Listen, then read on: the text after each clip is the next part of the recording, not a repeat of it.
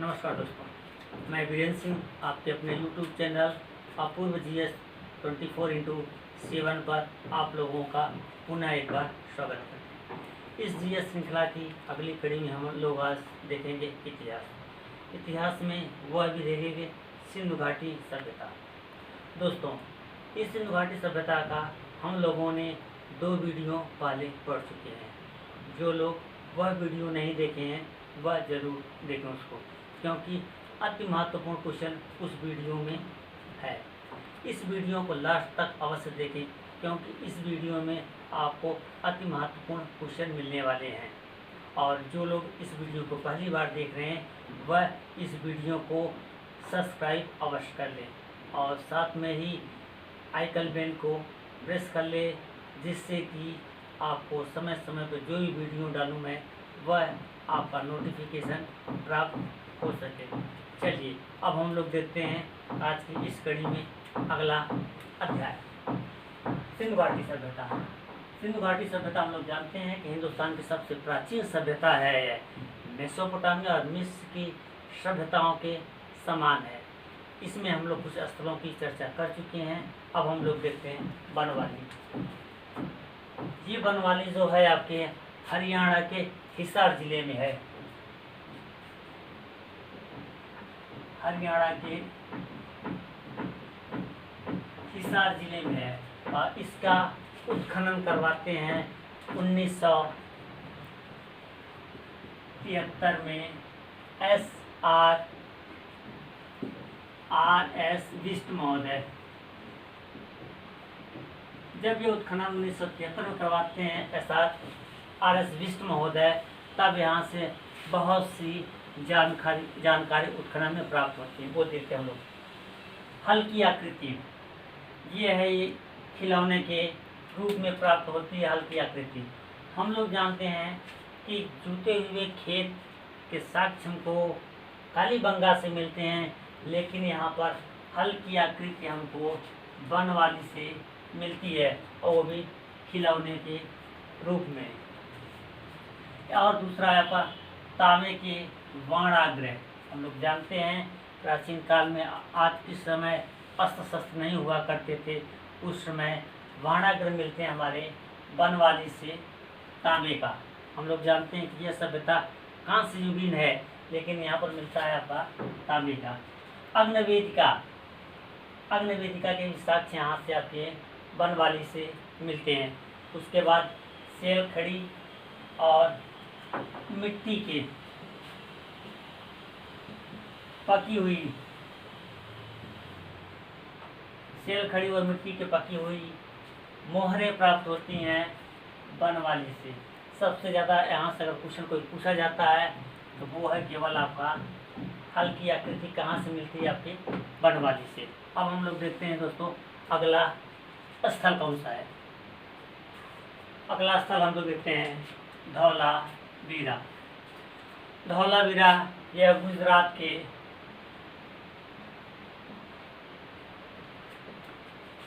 भचाऊ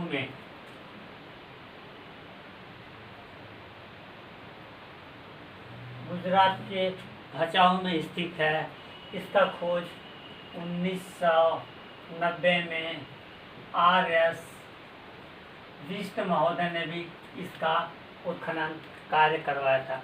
जब उत्खनन कार्य यहाँ से करवाया गया तब यहाँ से बहुत सी चीज़ें प्राप्त हुई हैं। हम देखते हैं उसकी। अब हम लोग अमूमन जानते हैं कि सिंधु घाटी सभ्यता के जितने भी नगर मिले हैं सब 2 भागों में विभाजित थे। एक तो किला गढ़ी होता था, दूसरा होता था नगर। किले में अमूमन शासक वर्ग रहता था, नगर में आम जनता निवास करती थी। लेकिन धौलावीरा एक ऐसा स्थल है जहाँ 3 भागों में ये डिवाइड किया गया है। किला जहाँ पर शासक वर्ग रहता था, मध्यम नगर व्यापारी वर्ग रहता था और निचला नगर आम जनता निवास करती थी। सबसे ज़्यादा इम्पोर्टेंट यही क्वेश्चन है धौलावीरा का।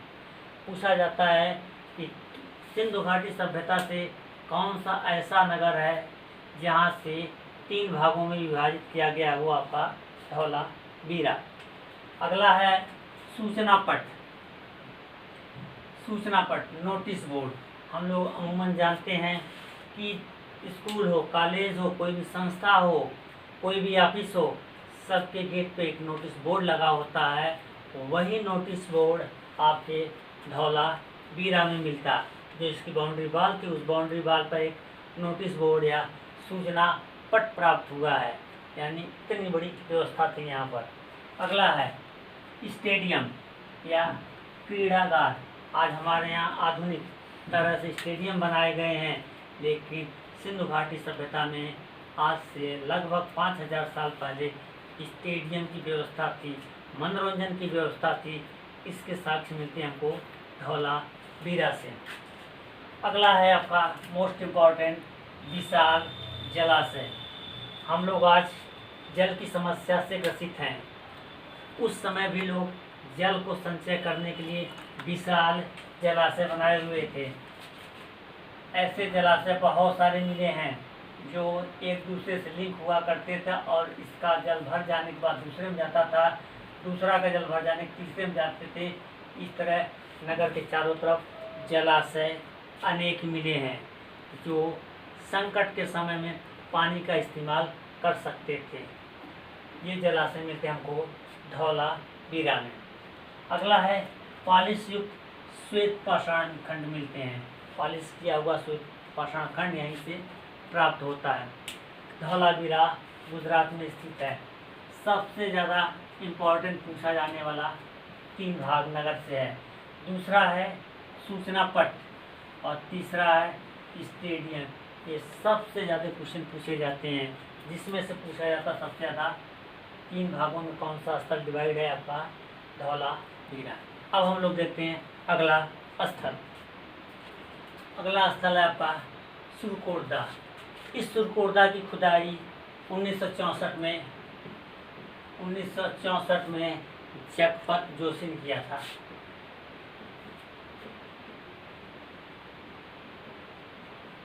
जगपत जोशी द्वारा करवाई जाती है।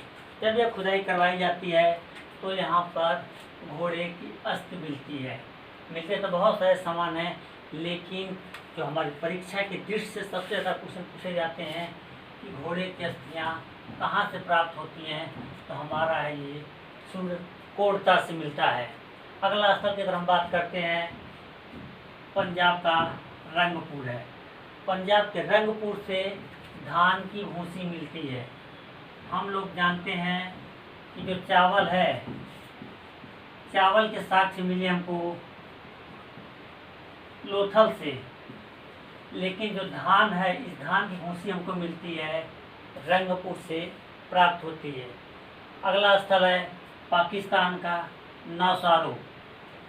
जो महिलाएं आज हमारे हिंदू समाज में सिंदूर लगाती हैं, वह 5000 साल पहले सिंदूर महिलाएं लगाती थी।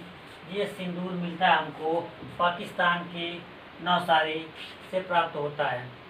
अगले स्थल की अगर हम बात करते हैं तो आता आपका कुणाल। इस कुणाल से चांदी का मुकुट प्राप्त होता है। हम लोग जानते हैं सोने चांदी के मुकुट बनते हैं, लेकिन जो चांदी का मुकुट है ये कुणाल से प्राप्त होते हैं। सिंधु घाटी सभ्यता के तो बहुत सारे स्थल हैं, लेकिन ये स्थलों की जो चर्चा की गई है पिछले वीडियो में, और इस वीडियो में सबसे महत्वपूर्ण यही सब हैं। अब हम लोग देखते हैं इसके अगला टॉपिक, नगर नियोजन। हम जानते हैं कि आज हमारे विकसित नगर बसे हुए हैं, लेकिन सिंधु घाटी सभ्यता की विशेषता ही नगर नियोजन है। आज की तरह यहाँ की सड़कें भी समकोण पर काटती थी और छोटे छोटे मकान बने हुए थे, और इस सड़क के किनारे नालियाँ बनी हुई थी और नालियाँ ढकी हुई व्यवस्थित थी। अपने नगर नियोजन की ही वजह से सिंधु घाटी सभ्यता जानी जाती है। दूसरी अगर हम बात करते हैं तो जो सिंधु घाटी सभ्यता है, यह संभवतः मातृसत्तात्मक थी।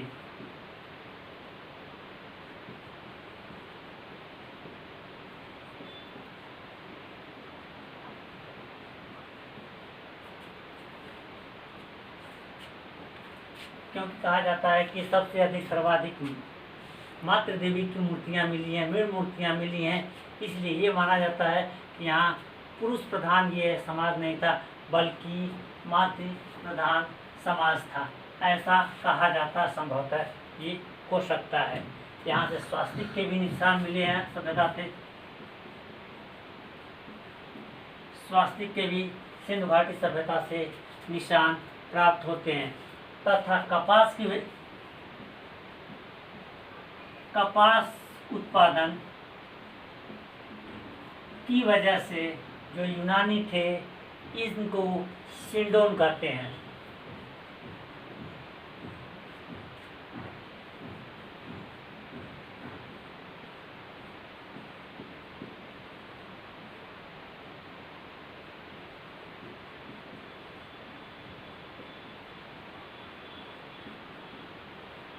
ये जो कपास उत्पादन करने की वजह से जो यूनानी लोग थे इस सिंधु सभ्यता को सिंडोन कहते हैं, ऐसा मिलता है हमारे यूनान के लेखों में और भारत के सिंधु घाटी सभ्यता के लेखों में। अब हम लोग देखते हैं इसके आगे।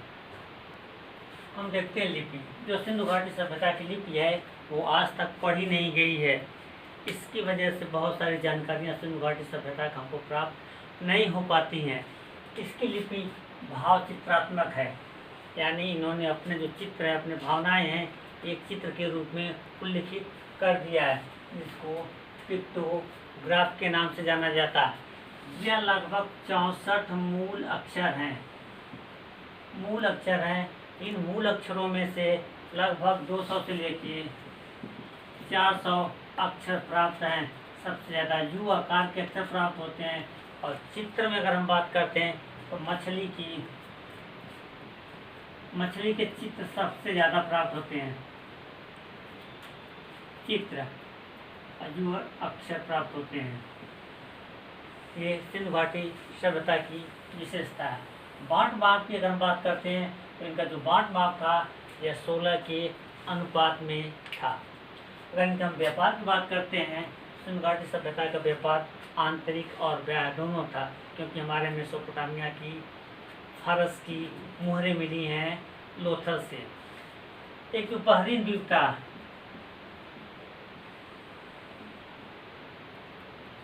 यह बहरीन द्वीप बिचौलिए के रूप में काम करता था मेसोपोटामिया और भारत के व्यापार के लिए। सुमेरियन लेख में जो सुमेरियन लेख में कुछ शब्दों का उल्लेख किया गया है। वह शब्द पता चलता है कि सुमेरियन से व्यापार किन किन स्थानों से होता है, जिसमें आपका नाम आता है मेलुहा। यह मेलुहा सिंधु सभ्यता से कहा गया है, सिंधु सभ्यता के लिए शब्द आया है। इसके बाद अगर हम बात करते हैं तो आता है आपका दिलमुन। यह आता है बहरीन द्वीप के लिए।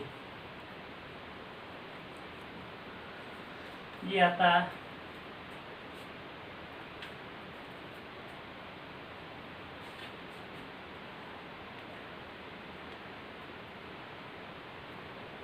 बहरीन द्वीप के लिए शब्द आता है। इस बहरीन द्वीप को साफ सुथरे नगर का देश भी कहते हैं और हाथियों का देश भी बोलते हैं, और सूर्योदय का क्षेत्र भी इस दुल्मन को बोलते हैं। अगर इसके हम पतन की बात कर लेते हैं तो इसका पतन सिंधु घाटी सभ्यता का कुछ लोग अलग अलग बोलते हैं, जैसे बाह्य आक्रमण बोलते हैं, यानी आक्रमण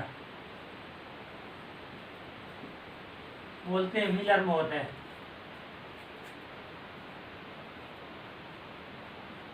व्हीलर कहते हैं बाह्य आक्रमण हुआ था इसीलिए ये नष्ट हो गई सभ्यता। बाढ़ बोलते हैं आपके मैके महोदय, बाढ़ से कहते हैं कि सभ्यता नष्ट हो गई है। लेकिन मलेरिया से बोलते हैं, मलेरिया से बोलते हैं आपके केनेडी महोदय। इस तरह से कहा जाता है कि सिंधु घाटी सभ्यता नष्ट हो गई।